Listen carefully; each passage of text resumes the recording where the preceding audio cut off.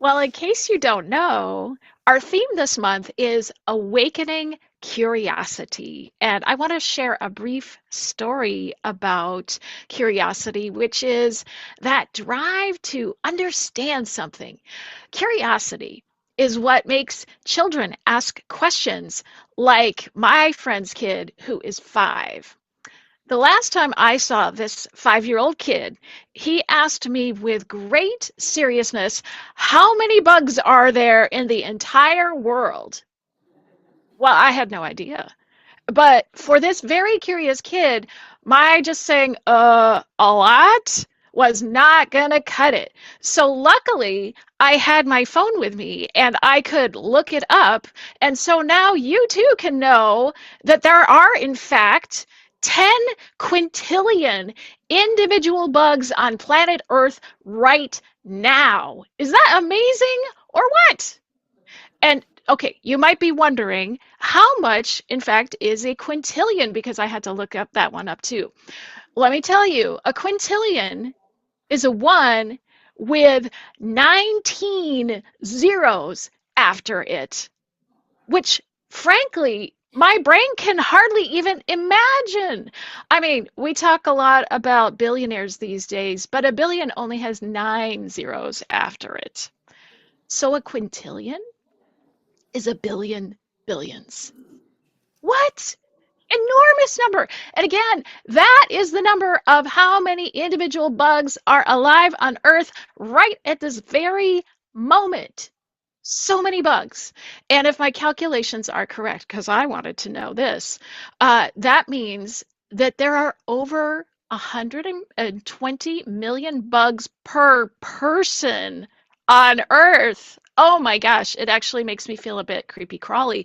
But also, isn't that cool? These are just a few of the things I learned because my friend, who's 5, is curious. And there's one more thing I learned in this process of thinking about bugs and quintillions and 5-year-olds who want to know all there is to know about everything.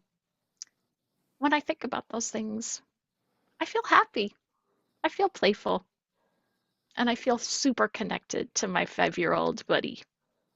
So this makes me think that the very act of being curious helps us people feel happy and connected to each other. And that is worth so much. The reading today comes to us from the religious historian Karen Armstrong, author of The History of God and creator of the Charter for Compassion. She offered this reflection as part of an interview in 2008. Early on, I had a great gift. I was reading a very scholarly and wonderful book about Islam in 3 volumes, and I lit upon a footnote that explained in very dry academic language what a religious historian was supposed to do. The historian was supposed to practice what was called the science of compassion. Now, science is used here in the sense of sentia, knowledge. So it was a knowledge acquired by compassion. And compassion, of course, doesn't mean feeling sorry for people, pitying people. Compassion means to feel with. And in this little footnote, the author said that you must not leave the discussion of a religious idea or a theology or a personality such as Muhammad without being able to find out what lay at the root of this, not to dismiss these ideas out of hand from a superior point of view of post-Enlightenment Western rationalism, but to divest yourself of that rationalistic outlook and enter the minds of these mystics and sages and poets and keep on asking, but why? But why? And filling up with scholarly knowledge the background until you come to the point where you can imagine yourself feeling the same or believing the same as them until basically the intellectual idea learns to reverberate with you personally. So today, I want to talk about curiosity and specifically about how being curious can help us build bridges, both bridges of understanding in our relationship and also bridges of hope in our society. So, I want to start with interpersonal relationships and curiosity. And I'll share a true thing that happened to me a while back. I had been talking with a colleague about a workshop, a work project, and this is a colleague I had known and liked for a long time.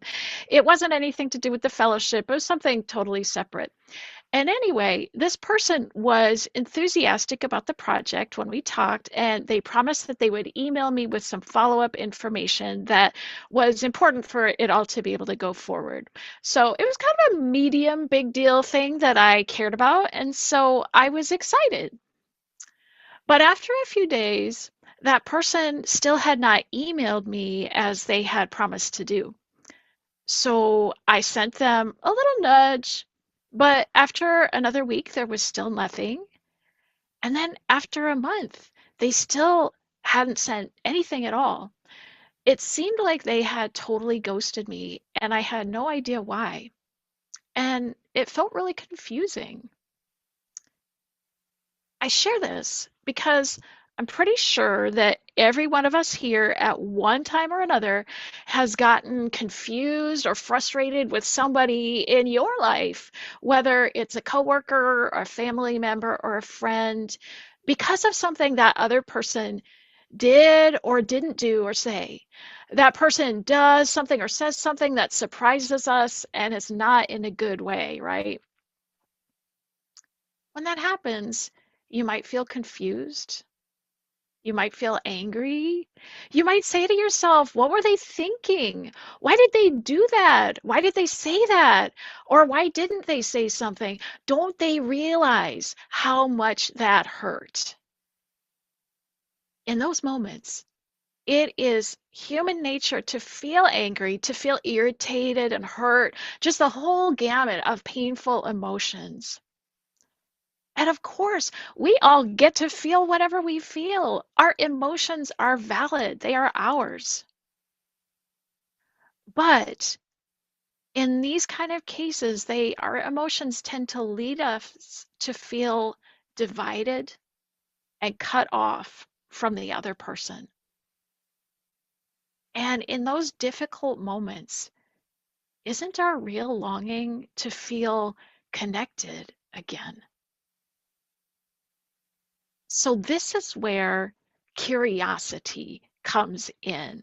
First of all, curiosity about ourselves and the ways that we are reacting, the kind of compassionate curiosity that allows us to question ourselves and gently ask ourselves, hey, what's going on inside me?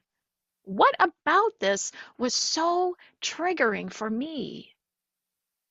And then there's the very most useful question I know in this situation, which is to ask, what story am I telling myself about what's going on? So going back to my situation with that email that never showed up, I found myself starting to feel pretty anxious because I was telling myself a story that went something like this. Uh-oh, they haven't emailed me, so I must have done something to make this person upset with me. I don't know what, but it must have been something. And now they're upset with me and they're ghosting me instead of just telling me, and it feels terrible. That was the story I was telling myself. Now, please notice this is a story that my brain was literally making up because I actually had no idea what was going on with the other person. I mean, yes, it was possible the other person was secretly mad or upset at me, but I had absolutely no evidence for it. That story that my brain made up of, oh, they must be mad at me, was a very old default story based on old stuff.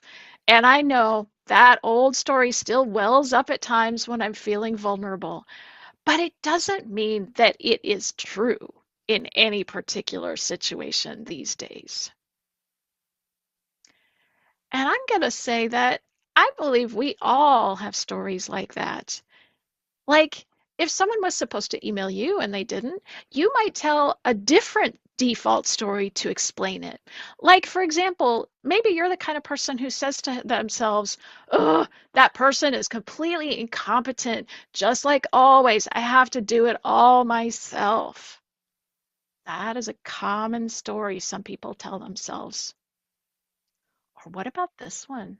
Maybe you're the kind of person who tells yourself, "Oh no, my project must be terrible and worthless because if my idea were any good, that other person would have followed up." That's a story.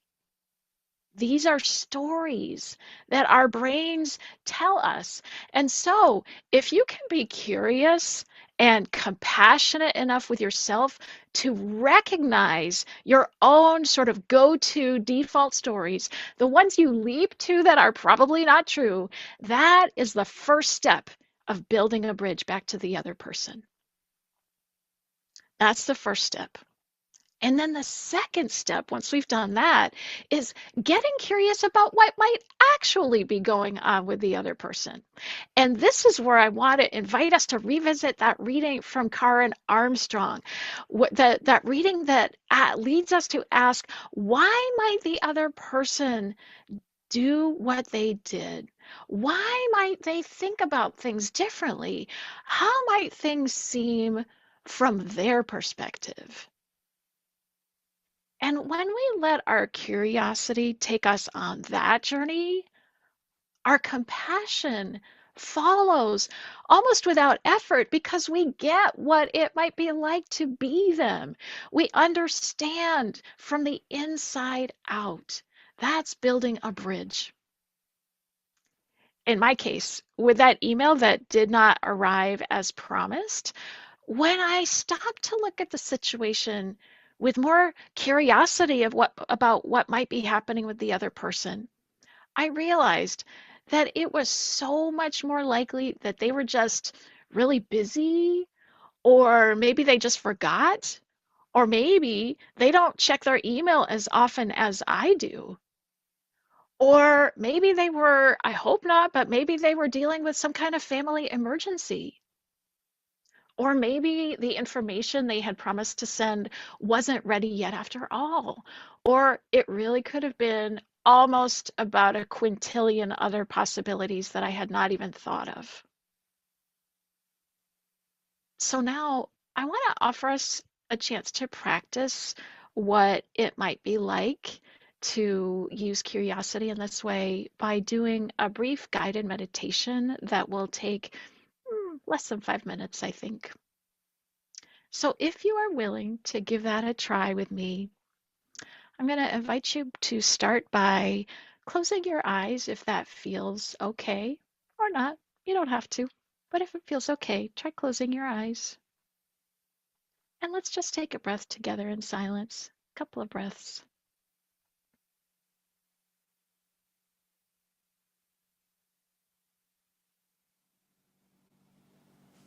And I invite you now to call to mind a little moment when someone you know did or said something that felt really irritating to you or confusing or hurtful.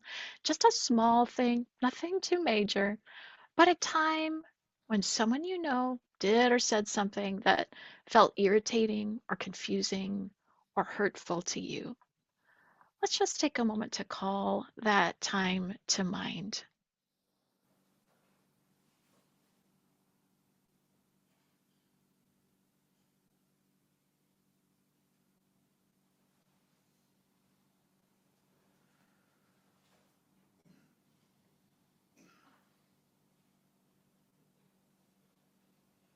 So hopefully you have a moment in mind like that, when someone you know did something that really just wasn't good for you. So now let's try to call up that spirit of compassionate curiosity And take a moment to ask yourself, in that moment when the person did or said whatever it was, what happened inside you? Can you just gently notice how did you feel in that moment?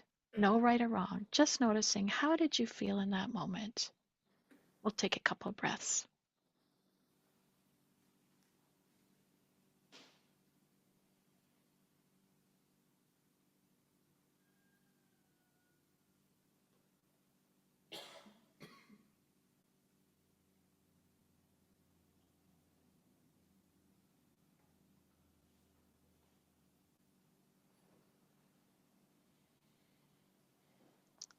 All right, and then just noting that that was how you felt.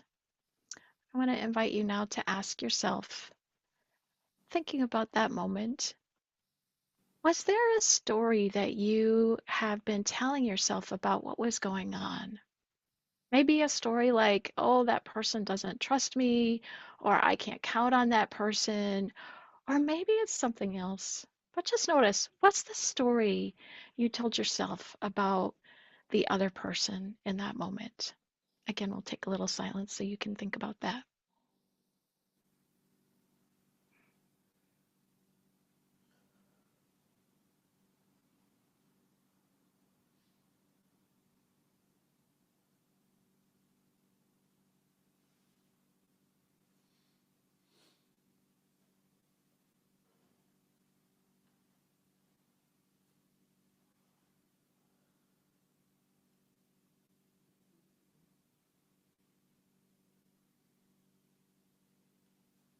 All right. And so now I'm going to invite you to try and shift that compassionate curiosity to that other person in this moment. So I invite you to ask yourself, in that moment that was upsetting to you, what might have led that person to do or say that thing? What might have been going on with them or what was going on around them? Try to just imagine yourself in their shoes and see what you notice. And again, we'll take a little silence.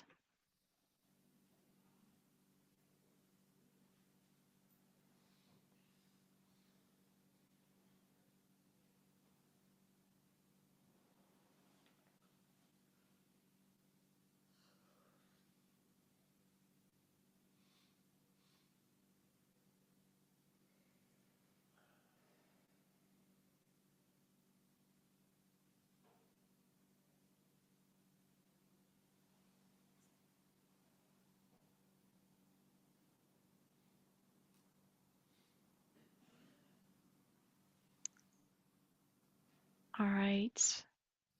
And now I invite you to notice how you're feeling right now, wondering if anything has shifted in you because of this experiment and curiosity. Just notice, how are you feeling right now?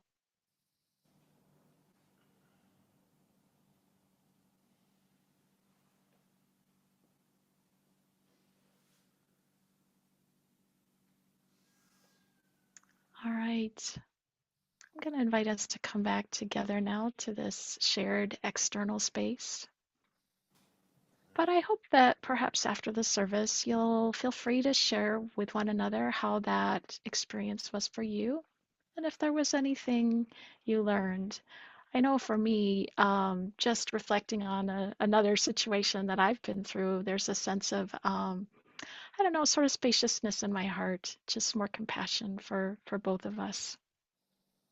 But you may experience something different. Again, no right or wrong. But my hope is that you can use this kind of curiosity practice to build a bridge back to that other person from whatever confusion or frustration or anger you might be feeling to the things that all of us long for: reconciliation and understanding and love.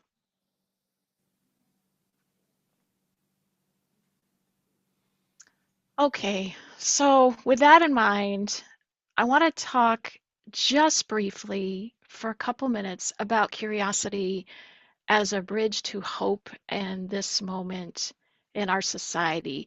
I had a different plan for this sermon a couple weeks ago. My plan had been to talk about the gifts of being curious about our political opponents and what motivates them.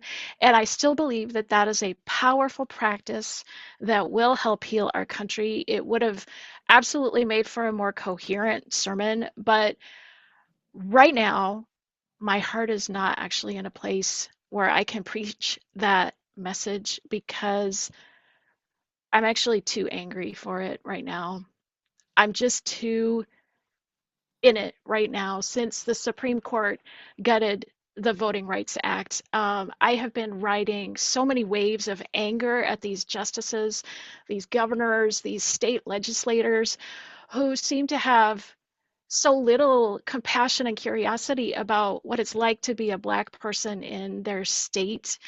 And so I'm sorry, I am just too angry today to lean into being curious about their inner experience. I will get back there, but I'm not there yet. So instead, in these last few moments that I have to speak to you today, I'm going to ask you to lean on your curiosity in a different way, to remember that with everything that's going on right now, and it is a lot, we don't actually know what's going to happen next.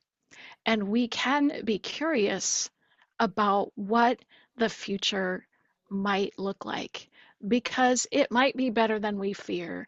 It definitely might be better than we fear when we are up at late at night doom scrolling. So I say this because I don't want you to hear me saying like, oh, don't worry, it's gonna be fine, because what's happening around us and to us in many ways is awful.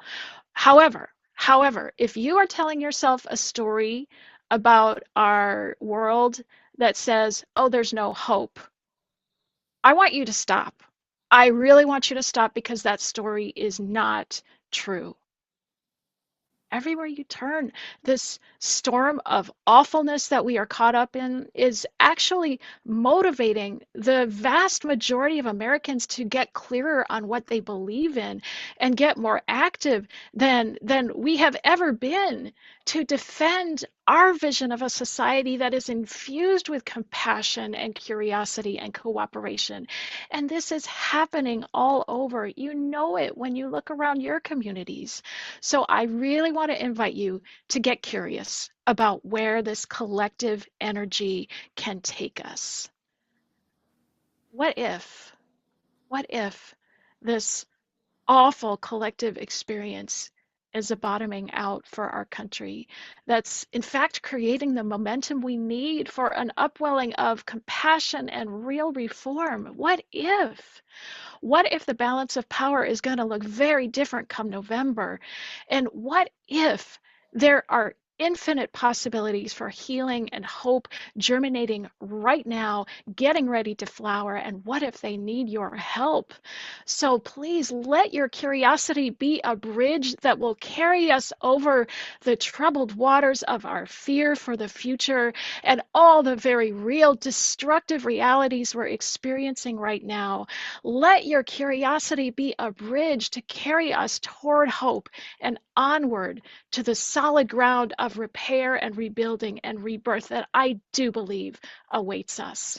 May it be so for all people and all beings. Amen and blessed be.